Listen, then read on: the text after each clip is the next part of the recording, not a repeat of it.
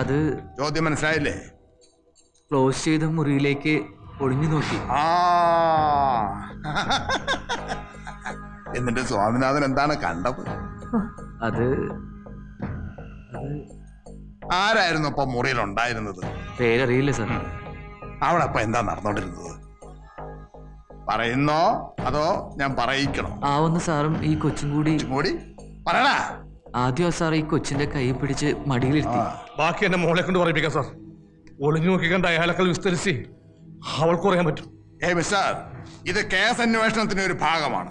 ഈ നടന്നു എന്ന് പറയുന്നത് സത്യമാണോ എന്ന് ഞങ്ങൾ കൂടെ ബോധ്യപ്പെടണമല്ലോ. അല്ലാതെ അവനുണ്ടായിരുന്നു ഇവനുണ്ടായിരുന്നു ഒക്കെ പറഞ്ഞ കണ്ണടച്ച് വിശ്വസിക്കാൻ ഞങ്ങൾ മണ്ടന്മാരോ? കഴിഞ്ഞ കുറെ ദിവസങ്ങളായിട്ട് കണ്ണി കണ്ട പത്രക്കാരെയും ടി വിക്കാരെയും ഒക്കെ വിശ്വസിച്ചിട്ടിരിക്കുക ഞാനും എന്റെ മോളും. ഈ ഇരിക്കുന്ന പെൺകുട്ടി എന്റെ മോളാണ് സാർ, എന്റെ ചോരയെ പറഞ്ഞ മോള്.